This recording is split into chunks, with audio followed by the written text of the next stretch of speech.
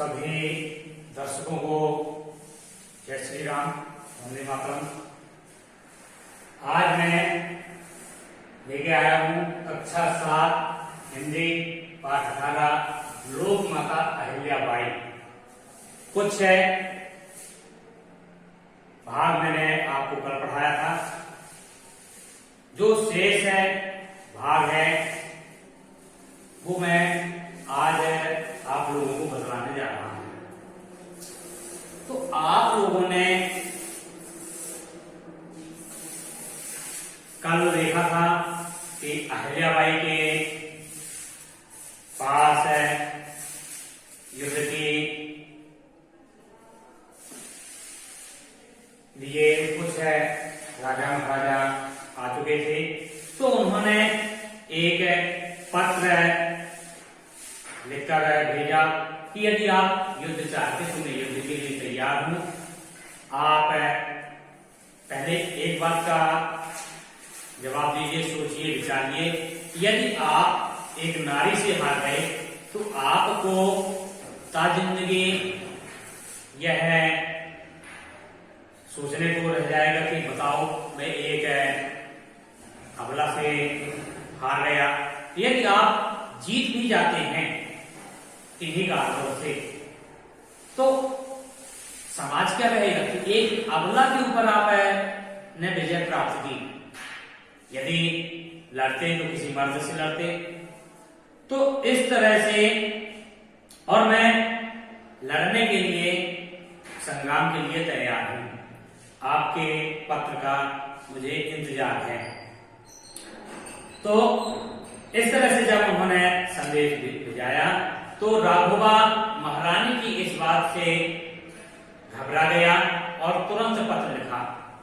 क्या कहता है कि मैं तो बहन, मैं आपसे मिलने आया हूं, मैं आपसे मिलने आया हूं और आपके प्रति संवेदना व्यक्त करने आ रहा हूं। तब अहिल्याबाई की बुद्धिमत्ता और दूरदर्शिता से होलकर राज्य भय मुक्त हो गया। तो उन्होंने क्या कहा था कि आप संवेदना व्यक्त करने आए हैं तो सेना लेकर नहीं, पालकी में बैठकर आते, मैं आपका स्वागत करती। और राघोबा अब अपने बिछाए जाल में स्वयं फंस गए। तो महारानी अहिल्याबाई की दूरदृष्टिता और बुद्धिमत्ता से अब यह राज्य भय से मुक्त हो गया। राघोबा पेशवा का षड्यंत्र धरा का धरा रह गया और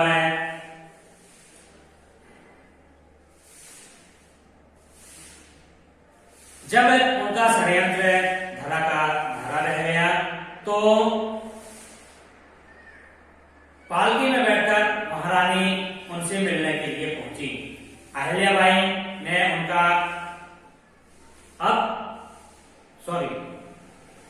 अहिल्याबाई नहीं पहुंची, वो राघोबा पालकी में बैठकर अहिल्याबाई से मिलने पहुंचे। तो अहिल्याबाई ने उनका खूब आदर सत्कार किया। रानी की कूटनीति और बुद्धि चातुर्य तथा साहस को देखकर लोग दंग रह गए। अपने दांतों तले उंगली दबाकर और उनकी बहुत प्रशंसा करने लगे महारानी अहिल्याबाई की। महारानी अहिल्याबाई युद्ध के पक्ष में नहीं थी। उन्होंने अपने राज्य के विस्तार के लिए कभी भी युद्ध नहीं किया। उन्होंने कहा हमें शांति चाहिए, हम किसी से भी युद्ध नहीं चाहते। पर जब किसी ने उनके राज्य पर आक्रमण किया तो उन्होंने प्रशिक्षित सुगठित सेना द्वारा अपने रण कौशल और बुद्धिमत्ता से उनका वीरता पूर्वक सामना भी किया। उन्होंने युद्ध की चुनौती भी स्वीकार की, युद्ध भी लड़ा और शत्रुओं पर उन्होंने विजय भी प्राप्त की। उन्होंने कभी किसी के सामने घुटने नहीं टेके। एक बार रामपुरा के सरदार सौभाग्य सिंह चंद्रावरा ने विद्रोह कर दिया। तो जब चंद्रावरा ने विद्रोह किया तो उदयपुर के भेज दी। मंदसौर के मैदान में भीषण युद्ध हुआ, लोग कट मर गए और अहिल्याबाई ने 63 वर्ष की अवस्था में भी युद्ध का कुशलता से संचालन किया और उदयपुर जैसे शक्तिशाली राजा की सेना के छक्के छुड़ा दिए। तो 63 वर्ष की उम्र में भी अहिल्याबाई ने अपना रणकौशल दिखलाया, शत्रु को पराजय का सामना करना पड़ा। अहिल्याबाई के साहस को देखकर लोग दंग रह गए कि 63 वर्ष की उम्र में भी महारानी में वही 18 यानी कि नौजवान की तरह है, साहस, धैर्य, शौर्य सब है। अहिल्याबाई ने वीर यशवंतराव हर्षे के साथ अपनी पुत्री का विवाह किया।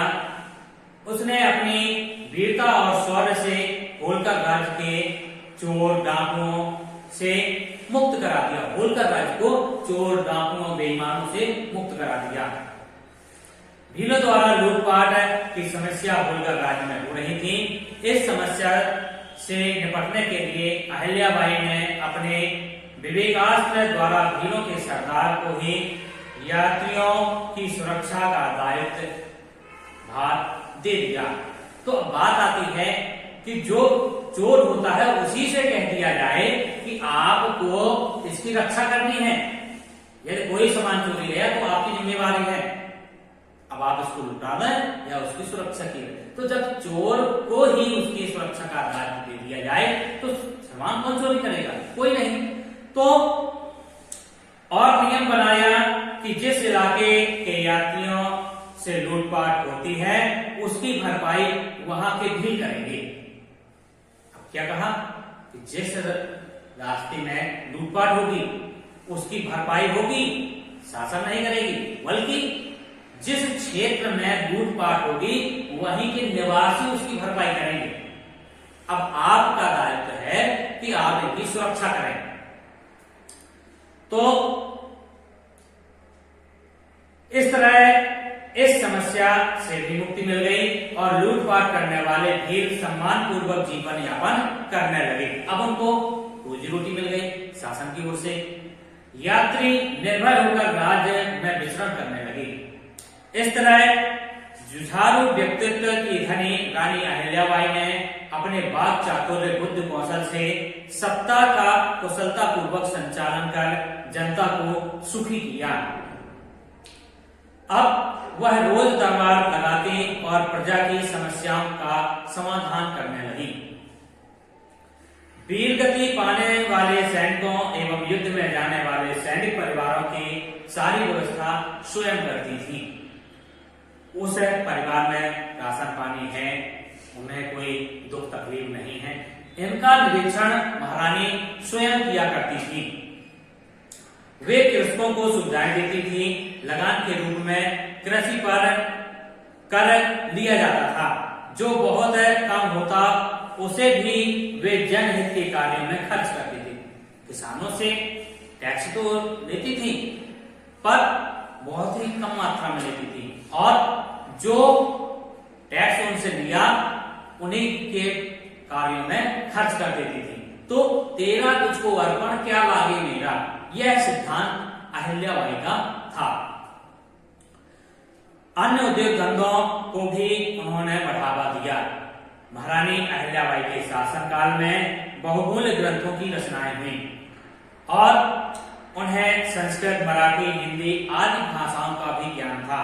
उन्होंने साहित्यकारों, ज्योतिषियों, कलाकारों और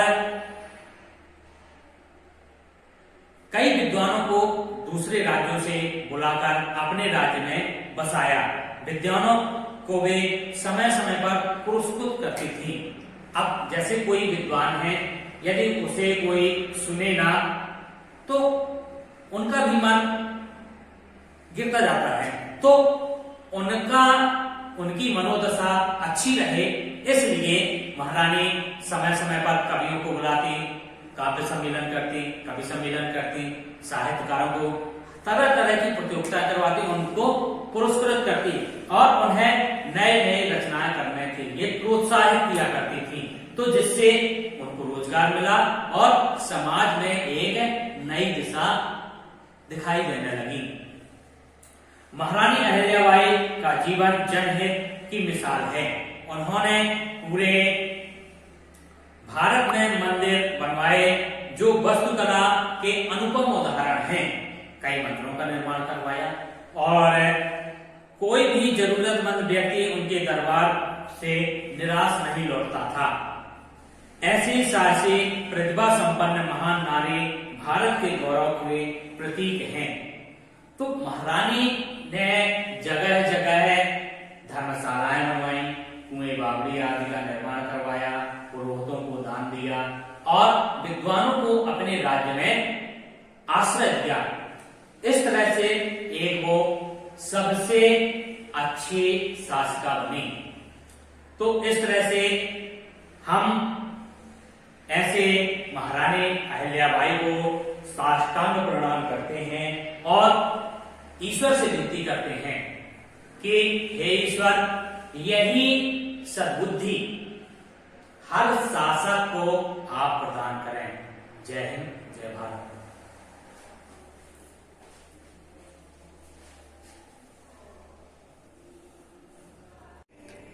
आप निरंतर आगे बढ़ते रहें। यदि आपको यह वीडियो अच्छा लगा हो तो लाइक, शेयर, यदि नए हों तो सब्सक्राइब करना ना भूलें।